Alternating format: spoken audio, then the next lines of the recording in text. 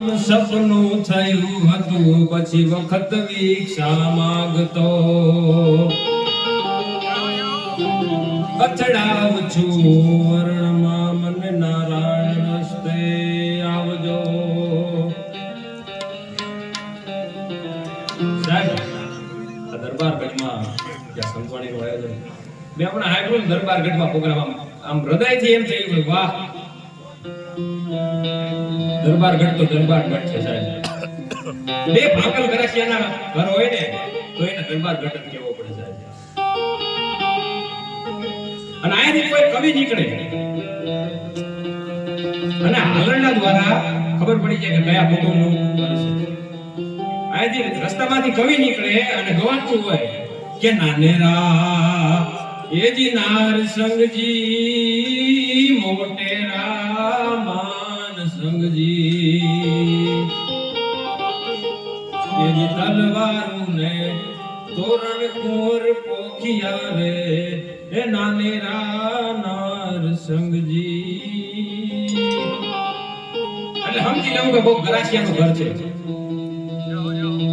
અને અત્યારે તો આપણી હમણાં રામભાઈએ વાત કરી કે આપણી સંસ્કૃતિ અસ્ત થતી જાય છે.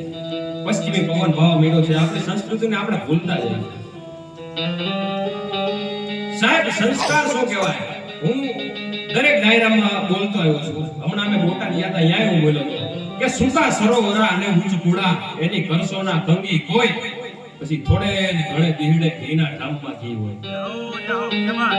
મારું સાહિત્ય છે ને એક શબ્દ અડી જાય અહીંયા તમે હું તો આ હસમુખભાઈના મિત્રતાના દાવે આવ્યો છું.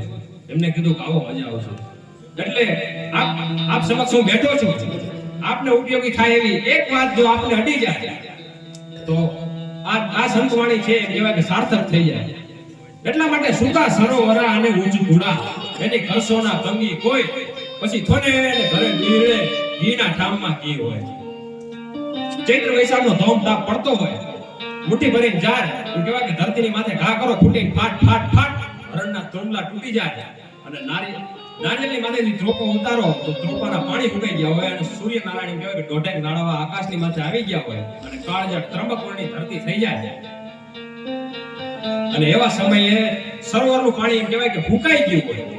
સરોવરની સંપત્તિ પાણી છે સાહેબ. એમ સરોવરનું પાણી સુકાઈ ગયું હોય તો એને કોઈ એમ ન કહેવું કે હવે તારી પાસે કાંઈ નથી ને તું ખાલી થઈ ગયું.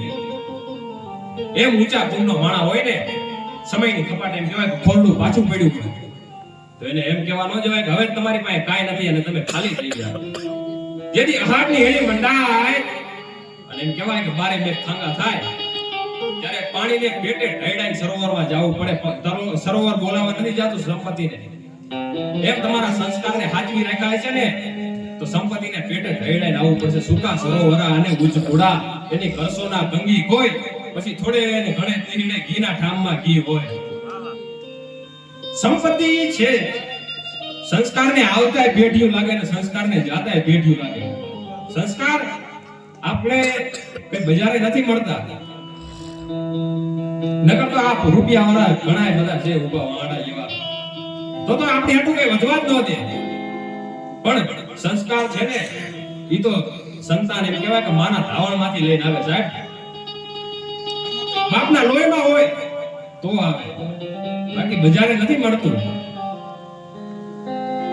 અને સંપત્તિ છે, સંપત્તિ તો આવવાવાળી જવાવાળી છે.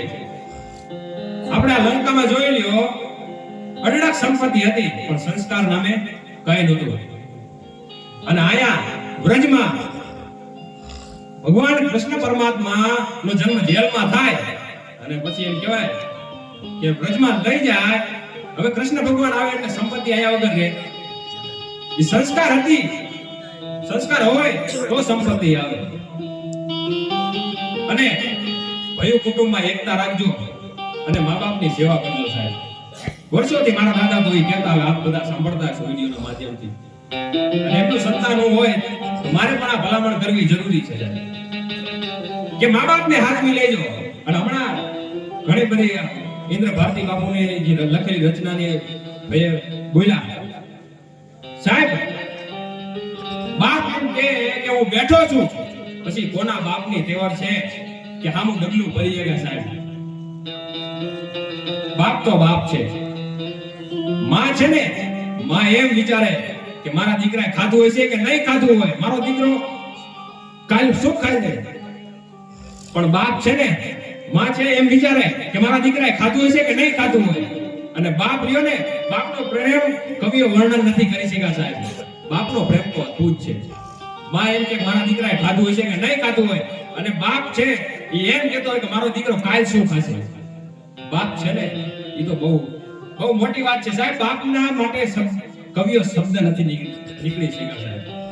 અને છેલ્લે એક ભયો કુટુંબમાં એકતા રાખજો સાહેબ. ભગવાન રામને જ્યારે વનવાસ મળ્યો ને, ત્યારે અયોધ્યાની ગાદી છે ને બાકસના ખોખા ઘોડે રખડતી હતી. કોઈ ધણી નહોતો.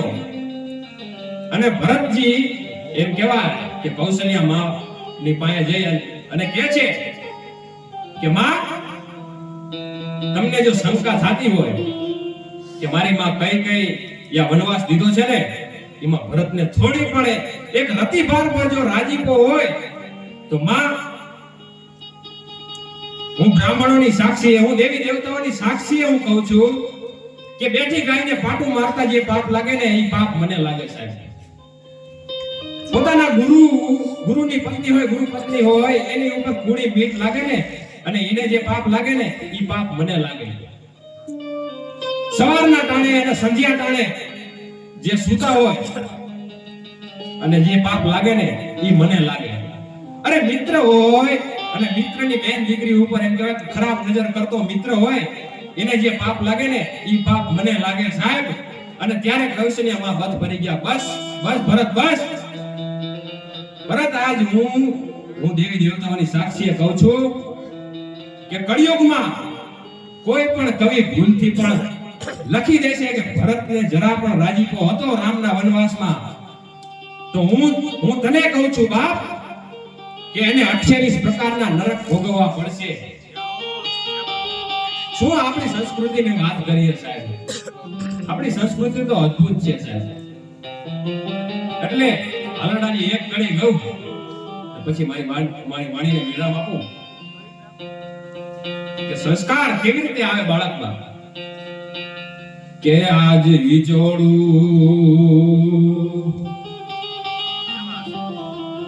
કે આજ હિજોડું, એ હાલ રે હીરની દોરી,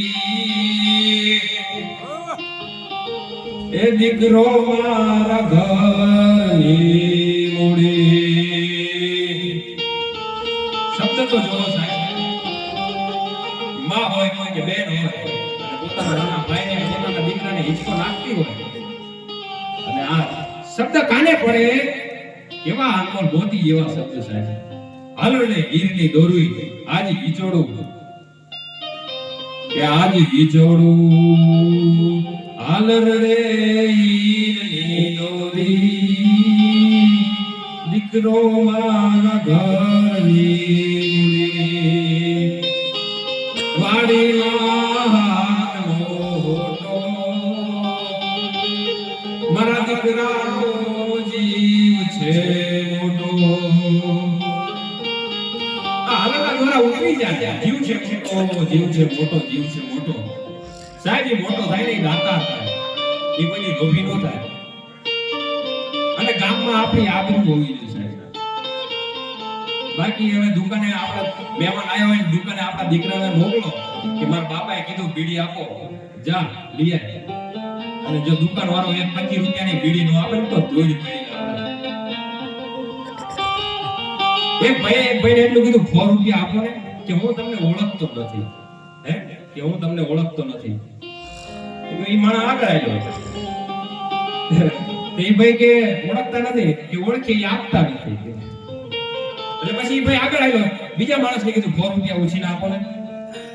દાતા પુરુષ લઈ જાઓ તમે તમારે. એટલે કે એમ નથી કરવું, 50 રૂપિયા હતા આપો, 50 પછી આપજો, કે 50 લઈ જાઓ જેવી તમારી જરૂરિયાત. એ 50 રૂપિયા લઈને જતો રહ્યો, અને 1 વર્ષ કોઈ દેખાણો જ નહીં. 1 વર્ષ પછી દેખાણો ને, એ ગરદણીએ કીધું ઓલા 50 રૂપિયા લઈ ગયા, પાછા તો આપો. એમ કે મારા 50 રૂપિયા તમારી પાસે જમા નથી, હવે આમાં હામાં જમા કરાવી દે. આની વાર્તાયું ન હોય, આના ઓઠા દેવાય. હમણાં રામભાઈ એક છેલ્લે વાત કરી દો. હમણાં પ્રસાદની વાત આવી ને, રામભાઈ કે લો પ્રસાદ લો. મેં કીધું પ્રસાદની રીતે લેવા. રામભાઈ મને એક જોક્સ યાદ આવે. એ કે ભાઈ 11 રહેતા પોણો મણ ફરાર કરે. બોલો, એટલે પોણો મણ ફરાર કરે ને, અને પાછા કહેતા જાય કોની કરો મરો ને મને નબળાઈ આવી જાય છે. એટલે એક દી એના ઘરનાએ કીધું કે તમે 11 મૂકી દો ને તો આપણે 2 લાખ થાય. એક તો તમે સસ્તા પડો અને કે ઘરમાં શાંતિ રહે. એ કે આ 11 આવે તો ઘરમાં કર્ફ્યુ પડી જાય. એટલે ભૂલચૂક થયો માફ કરજો. સદગુરુદેવ કી જય.